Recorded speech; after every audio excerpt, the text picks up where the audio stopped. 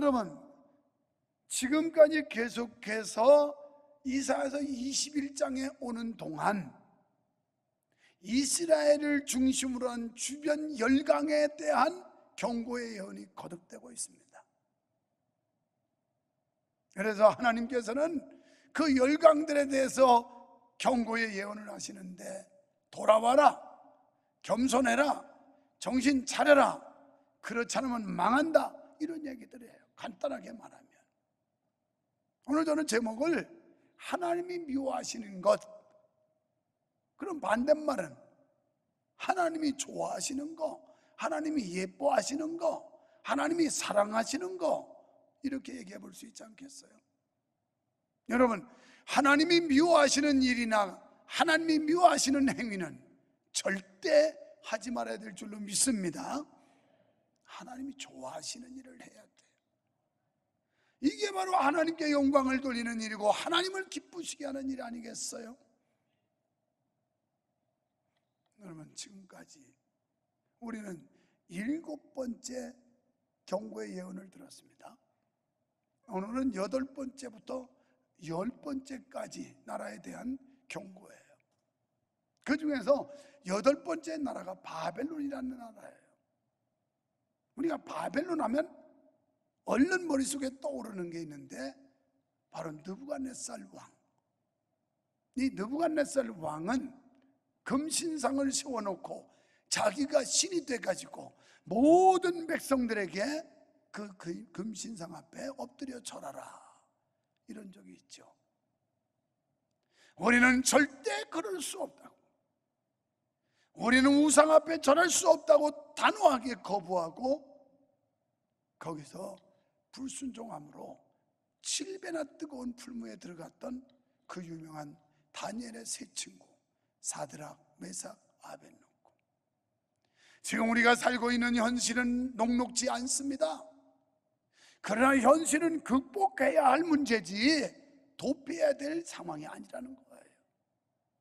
우리들에게 어떠한 현실이 오든 그 현실은 맞서 싸워야 하고, 현실은 극복해야 되는 거지 비굴하고 비겁하게 신앙을 포기한다든지 양보할 상황이 아니라는 겁니다.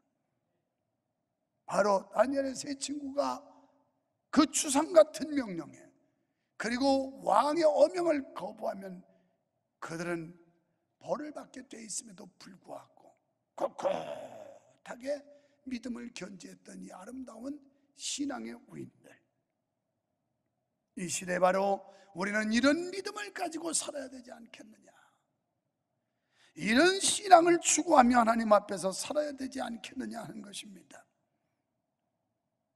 여러분, 바벨론, 하나님께서 하나님의 백성을 채찍으로 쓰기 위해서 바벨론을 강대국으로 만들어 준 거였어요.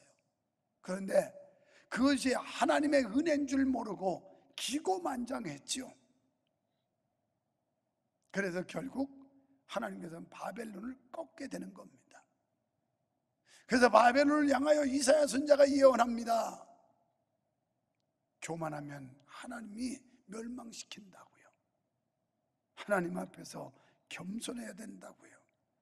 이 바벨론이라는 나라는 하나님의 주권적인 개입으로 이 나라가 아수르라는 나라를 점령하고, 그리고 그 나라의 수도였던 니느웨라고 하는 수도를 접수함으로 강대국이 됐던 겁니다. 그런데 바벨론의 교만은 결국 어떻게 될까요? 메데 바사라고 하는 메데와 바사의 연합군에 의해서 바벨론은 70년의 역사를 남기고 역사의 뒤안길로 사라져버려요. 지금 우리가 명심해야 될 건, 많은 왕국들이, 강대국들이 한 세대 영원하지 못하고 결국은 하나님의 심판으로 무너진다고 하는 것을 볼 수 있습니다. 자, 그리고 9번째 예언의 대상인 에돔은 원래 야곱의 형 에서의 후손이 세운 나라인데 선민 이스라엘에게 형제 국가라, 이렇게 볼 수 있습니다. 이사야 선지자는 남다른 애정으로 영적인 파수꾼의 사명으로 세일산에 거하는 이 에돔 사람들에게 예언을 선포하게 된 겁니다. 그 내용은 이스라엘 사람들에게는 구원이 가까이 오지만 에돔 사람 너희들에게는 멸망이 가까이 오고 있다, 이런 예언을 하고 있는 거예요. 이사야 선지자는 에돔인들이 하나님께 회개하고 돌아오게 하는 것이 무엇보다 시급했던 겁니다. 그래서 하나님의 멸망이 임박해 오니 너희들 빨리 깨닫고 돌아서라, 여호와 하나님께로 돌아오라, 돌이키라, 이렇게 경고의 예언을 하고 있는 거예요. 10번째 예언 대상 이 아라비아는 이스라엘하고는 아주 활발한 통상관계가 이루어졌던 나라입니다. 또 군사적으로도 이 나라가 이렇게 감싸고 있어 동방으로부터 밀려오는 적군을 외곽에서 막아주는 역할을 했던 나라가 아라비아였어요. 그러다 보니까 자연히 경제적, 군사적 유익을 또 도움을 주는 아라비아를 이스라엘은 관심을 갖게 됐고 그들과 더 친숙하게 됐고, 더 나아가서 하나님을 의지해야 되는 이스라엘이 아라비아라고 하는 나라를 자꾸 의지하면서 하나님의 신앙이 인위적인, 인본적인 생각으로 바뀌게 된 겁니다. 자, 우리는 본장에서 한 나라의 운명은 하나님의 주권에 달려 있다는 것을 볼 수 있습니다. 우리는 말씀을 나누면서 하나님이 미워하시는 것들에 대해서 은혜를 나누려고 하는데, 먼저 1절로 10절에 교만한 것을 미워하신다는 거예요. 하나님 앞에 교만은 금물이에요. 여러분, 하나님 교만한 사람 아주 싫어하세요. 그럼 사람들은 어떨까요? 교만한 사람 좋아할까요? 잘난 체하고 탱탱거리고 다른 사람을 하대하고 무시하고 이런 사람 좋아하세요? 인간사에서도 교만한 사람은 절대 좋아하지 않습니다. 그런데 성경에 보면 하나님도 교만한 사람은 절대 좋아하시지 않는다는 거예요. 그래서 교만한 자를 미워하세요. 여러분, 겸손한 성도님들 되시기를 축원합니다. 겸손해야 돼요. 교만의 반대는 겸손 아닙니까? 막강한 힘을 과시했던 바벨론이 70년 만에 종말을 구한 이유가 뭘까요? 경제가 약해서요? 군사력이 약해서요? 절대 그렇지 않습니다. 당시 바벨론은 이 유브라데스 강과 티그리스 강의 지류들이 그 땅으로 다 흘렀어요.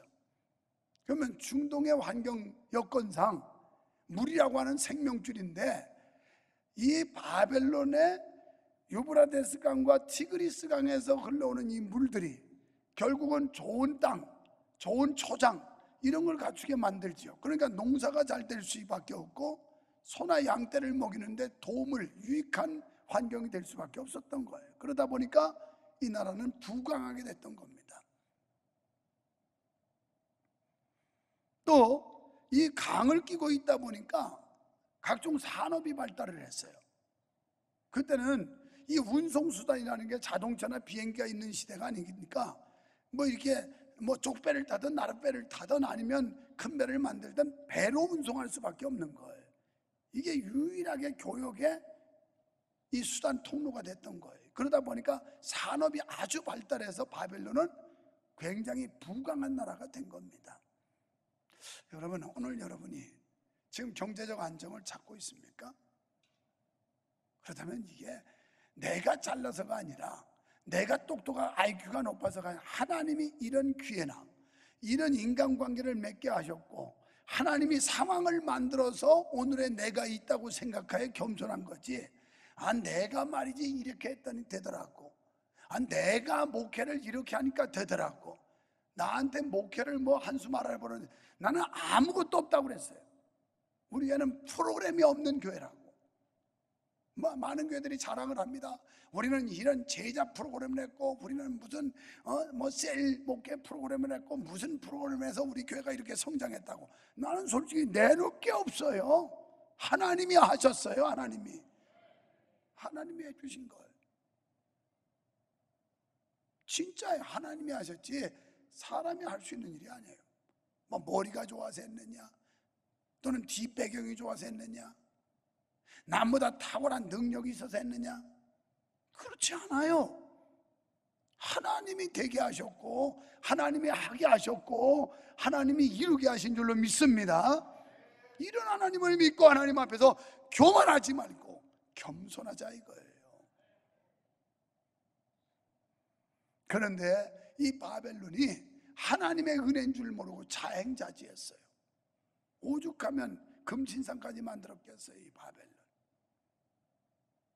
느부갓네살 다음 왕 다리오 왕, 그도 그만 잠깐 속아가지고 다니엘 사자굴까지 그 모함자들 간신배들한테 그만 속아서 자기 그 충신 다니엘까지 사자굴에 넣는 일이 발생했잖아요. 그래도 다리오 왕은 이 다니엘이 믿는 살아계신 여호와 하나님을 모든 백성이 믿어라 이렇게 선포할 정도로 느부갓네살과는 달랐어요. 지금은 다니엘이 망하기 전 얘기입니다. 먼저 망한 뒤에 두 나라가 먼저 망해요. 자, 하나님의 거룩한 의도를 모른 채 사치하며 불의하고 타락해 갔다는 거예요, 다니엘이. 오늘 여러분, 하나님께서 물질적 안정과 평화를 주셨으면 하나님의 은혜인 줄 알고 하나님께 영광 돌릴 줄 알아야지, 이게 뭐 자기 재주로 돈 부이나 모은 줄 알고 이걸 사치하고 불의하고 향락하는 데 쓰면 안 된다 이 말이에요. 안 된다. 안 된다. 그렇습니다.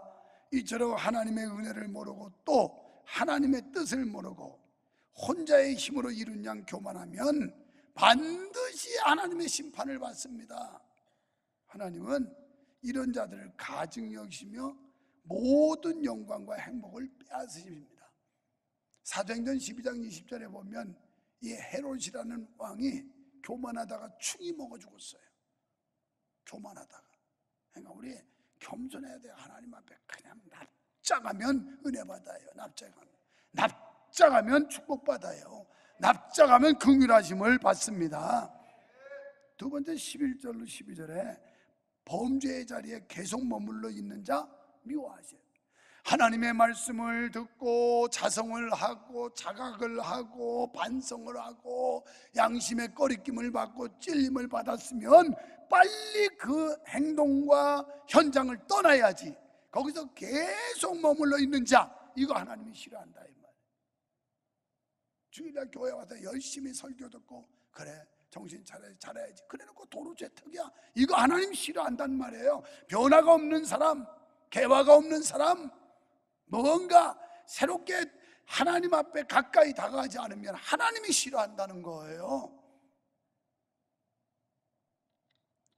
자, 이사야 선지자는 당시 심각한 영적인 밤을 맞이한 이스라엘과 그 주변 국가들 틈 사이에서 거기서 깨어서 지키는 일종의 영적인 파수꾼이었어요. 이사야가 얼마나 갈등이 많았겠어요. 얼마나 위협이 많았겠어요. 이렇게 파수꾼의 역할을 하고 있는 이사야 선지자에게 에돔으로부터 밤이 어떻게 되었느냐는 질문도 받게 됩니다. 여러분, 구약의 선지자들은 복음 전도자였으며 종교적인 애국자들이었습니다. 선지자들의 주요 임무는 당대의 자기 나라 백성들의 종교 및 도덕 생활을 바로잡는 일이었어요. 이게 오늘날 목회자들, 강단에서 메시지를 선포하는 메신저들도 이와 같은 임무가 있다는 걸 망각하면 안 되는 거예요. 그 나라의 종교와 도덕을 바로잡는 일들을 누가 했느냐? 하나님의 선지자들이 했단 말이에요. 열왕기상 22장에 가면 아방 시대 때 이제 이 여호사밧 왕 보고 연합군을 결성해서 그래서 대적들을 치자고 그래요. 그때 여호사밧이 왕이 남쪽 유다 여호사밧 왕이 아합한테 묻습니다. 이 나라에 선견자가 없느냐, 예언자가 없느냐 이렇게 물어요. 그랬더니 있기는 있는데 이거 기분 나쁘다고. 400명이나 있는데 이것들이 그때는 저 기분 나쁘다고 소리 아니야. 400명이 있다고. 400명 있다 물으니까 그리하시옵소서 가시옵소서 막 이래요. 그래 여호사밧 왕이 또 없습니까? 그랬더니 하나 있긴 있는데 기분 나쁘다고, 별로 마음에 안 든다고. 왜 그러니까 나한테 좋은 예언을 안 한다고. 뭐 기분 나쁜 예언만 해서 그거 들어보라면 데려오시오. 그래서 불러온 사람이 미가야 선지자야. 미가야는 400명의 거짓 선지자들, 위선자들과 다른 예언을 해요. 전쟁터에 가면 당신은 죽을 것입니다. 그러나 가기를 원하면 가십시오. 아방 결국 전쟁터 죽어요. 이게 역사의 성경. 여러분, 좋은 소리 하는 400명을 원합니까? 바른 소리 하는 한 명을 원합니까? 궁금하면 열왕기상 22장 가서 읽어봐요. 자, 지금 에돔이 묻습니다. 왜냐하면 에돔이라는 나라도 그 당시에 이스라엘과 마찬가지로 주변에 그 이웃 나라인 아수르 바벨론으로부터 계속적으로 탄압과 위협을 받고 있었어요. 그래서 이들은 어둠이었어요. 이 어둠이 언제 지나가겠느냐? 그런데 참 곤란하죠. 좋은 답을 주면 얼마나 기쁘게, 자신있게, 당당하게, 아이고 걱정하지 마, 조금만 있으면 좋은 일이 생길 거라고 이러면 얼마나 좋겠어요. 그런데 이사야 입장에서 그럴 수 없는 거예요. 그래서 이렇게 말합니다. 아침이 오기는 온다. 그런데 이스라엘에게는 아침이 오지만, 그러나 에돔에는 심판의 어둠이 몰려오고 있다. 이렇게 얘기를 해요. 영적으로 보면 사랑하는 여러분, 우리가 지금 힘들고 어려울지 모르지만 믿는 자들, 영적으로 볼 때 아침이 와요. 우리는 천국이라는 영원한 소망이 있어요. 하나님의 나라 간다고 하는 이런 기쁨이 있어요. 그러나 믿지 않는 자들은 아무리 활개치는 것 같지만 그들에게는 심판이 기다리고 있어요. 지옥의 불이 기다리고 있어요. 여기서 이 에돔의 별칭으로 사용되고 있는 두마라고 하는 지역 나오죠. 이것은 외롭고 쓸쓸하다는 뜻이에요. 히브리어로 두마와 동일한 음절의 단어입니다. 이러한 연관성으로 볼 때 결국 에돔의 앞날에 대한 불길한 암시, 이 두마라고 하는 히브리어가 외롭고 쓸쓸하다, 불길한 앞날이에요. 별로 너희에게 희망이 보이지 않는다. 영적 파수꾼의 사명을 감당하는 이사야 선지자는 이스라엘인에게는 구원의 아침이 밝아오지만 에돔인들에게는 탄압과 굴복과 수치의 밤이 올 것이라고 예언합니다. 이런 면에서 지금 이런 예언, 이 경고를 주는 건 너희가 전쟁하기 위해서 무기를 만들 게 아니라 빨리 여호와께로 돌아와라, 빨리 회개하고 하나님께로 돌아와라, 그래야 살 길이 있다, 이 말이에요. 하나님과 바른 관계를 통해 그분 안에서 진정한 평화와 안식을 누리는 것이 중요했습니다. 그렇습니다. 하나님은 비록 우리가 과거에 어떠한 죄를 지었을지라도 그 모든 것을 청산하고 눈물로 회개하고 당신께 나오는 자를 외면하지 않으시는 줄로 믿습니다. 이사야 1장 18절에 오라 나와 변론하자, 이렇게 말해요. 여러분, 우리가 감히 어떻게 하나님하고 변론하겠어요? 옳다고 주장하겠어요? 이사야 6장에서 하나님 보호자의 영광을 보고 막 사지가 떨려가지고 몸둘 바를 모르는 이사야의 모습을 보면 우리가 뭐가 잘났다고 하나님이 지금 변론해서 너희들 할 말 있으면 한번 따져보자 이렇게 했어요. 그 말은 와서 회개하라는 거예요. 회개. 그 뒷말이 뭐라고 그랬어요? 너희 죄가 주홍 같을지라도 내가 흰눈처럼 깨끗하게, 너희 죄가 진홍 같을지라도 양털처럼 희게 해주리라, 이렇게 말씀해요. 아멘. 우리가 과거에 어떠한 무서운 죄를 지었던 주님 앞에 나와서 철저하게 잘못했다고 회개만 하면 다 용서해 준다는 거예요. 이게 하나님의 사랑입니다. 자신의 죄악을 끝까지 고집하고 하나님께 돌아오기를 거절한다는 반드시 심판하십니다. 여러분, 하나님은 사랑의 하나님이신 줄 믿습니다. 단 회개한 죄인을 사랑하십니다. 회개하지 않는 죄인까지 사랑하는 분이 아니라 회개한 죄인을 사랑한다는 거예요. 세 번째, 13절로 17절에 세상을 더 의지하면 미워하십니다. 이사야 선지자가 예언하는 아라비아 드단은 북서 지역에 거주하는 주로 무역을 통해서 부를 축적한 사람들을 가리켜요.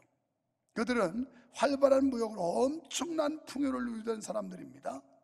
이와 더불어 게달이라는 이 민족, 이 족속들은 이스마엘의 둘째 아들의 후예예요.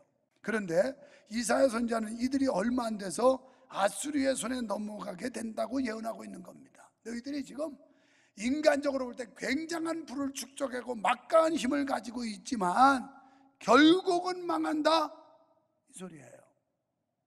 바벨론의 멸망을 예언하면서도 이사야가 고통을 느낀 건 영혼에 대한 사랑 때문입니다. 우리도 한 영혼이 얼마나 값진가를 알고 영혼 구원에 힘써야 될 줄로 믿습니다. 그래서 주님께서 이를 위해서 오셨어요. 영혼을 구원하려고 예수님이 오셨어요. 여러분, 데살로니가전서 5장 3절에 보십시오. 저희가 평안하다, 안전하다 할 그때 잉태된 여자가 해상의 고통이 이룬 것 같이 멸망이 호련히 갑자기 와서 피할 수가 없다는 거예요. 지금 이상물을 외치고 있습니까? 우리 집엔 경제적 안정이 있어. 그리고 신체적 안정도 있어. 우리는 그런 게 구애받을 이유가 없어. 이러면서 이상물을 외칠 때, 그때 갑작스럽게 하나님의 멸망이 임할 수 있다는 거예요. 피할 수 없게. 그렇다면 이렇게 부유와 풍요를 누리던 두 민족이 힘없이 무너진 이유가 뭘까요? 당시 이스라엘 입장에서 동방에서 밀려오는 외세를 막아주지요. 산업이 번창한 관계로 경제적 도움이 되다 보니까 이 아라비아의 관계가 하나님을 의지해야 되는 이스라엘이 자꾸 아라비아를 의지하게 된 거예요. 그래서 하나님의 백성을 깨우기 위해서 아라비아를 하나님이 심판하고 꺾을 수밖에 없었던 겁니다. 여러분, 하나님보다 돈을 더 의지하면 돈 날아갑니다. 하나님보다 명예를 더 의지하면 명예 날아갑니다. 건강해야 되지만 하나님보다 건강도 챙기다가 믿음 생활 소홀히 하면 건강 날아갑니다. 이 말이에요. 어떻게 날아갈 때 지금까지 우리가 느끼는 게 그렇게 평화롭고 풍요롭고 막강했던 나라들이 다 날아가요. 이 교훈을 우리한테 주는 거예요.